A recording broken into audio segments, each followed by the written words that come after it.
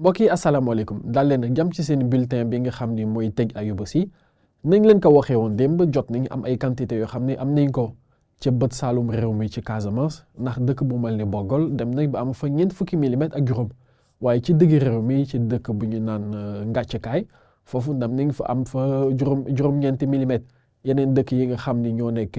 ci bët gànnaar réew mi ba ci côté Kédougou am nañ ay tuuti taw yoo xam jot nañ ko fa nemmeeku. waaye li gën a fës ci xibaar yi mbokk yi ñoo ngi leen di xamal ni ñoo ngi xaarandi ba tey ay taw yoo xam ne mënees na am ci bët saalum réew mi naka noonu ci dëkk yi nga xam ne ñoo fare ci digg réew mi waaye leneen li nga xam ne moo fës itam ci xibaar météo yi mooy asamaan si nga xam ni daanaka dina xaw a commencé am ay niir yoo xam ni dina amaale tuuti tàngaay mbokk yi ñu xool suñu naataal image satellitale ak ngelaw li nga xam ne alizé mi ngi woy di ëpp ci peegu géej bi nga xam ne moo dalee diggante Ndar jàpp Ndakaaru ak ngelaw li nga xam ne moo ngi indaale guus daal di nekk di ëpp woy di ëpp ba tey fi nga xam ne moo di bët saalum réew mi ak ay niir yoo xam ne daan nañ ko nemmeeku bu baax waaye ni fi mu nar a gën a am solo mooy diggante Casamance Kédougou naka noonu dëkk yi nga xam ñoo fare ci digg réew mi mbokk yi suñu xoolee température yi diggante guddi gi jàpp suba teel bi ni ñu ko gisee woon température yi fi mu nar a gën a sedd mooy diggante Ziguinchor Sédhiou Kolda naka noonu ba ci Kédougou ndax foofu ñoo ngi fee xaarandi ñaari fukki degré ak ñett ak ay niir yoo xam ne niir yu takku la moo mën a indi ay taw yooyu sax dina dem ba laalaale dëkk yi nga xam ne ñoo fare si diggi réew mi fi mel ni Kaolack Kaffrine Diourbel naka noonu Fatick jàpp Tambacounda ba ci Bakel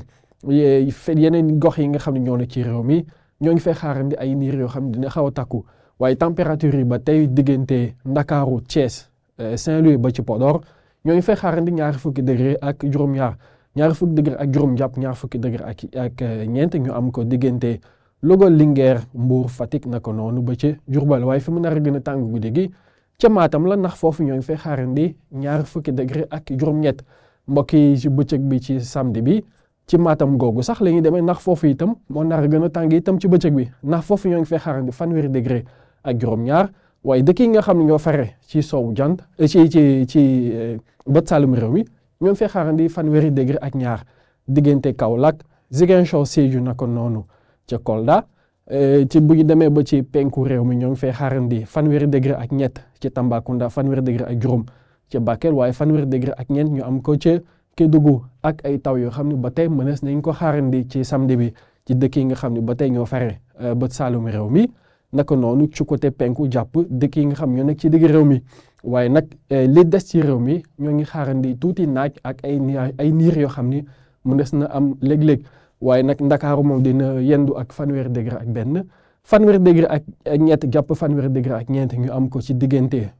Fatick naka noonu Louga Thiès ba ci Saint-Louis